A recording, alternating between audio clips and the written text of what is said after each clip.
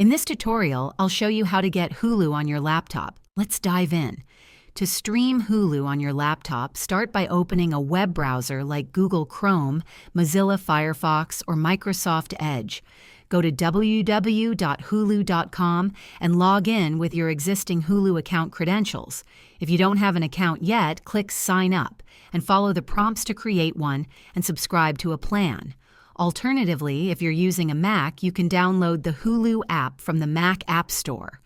Open the App Store, search for Hulu, and install it.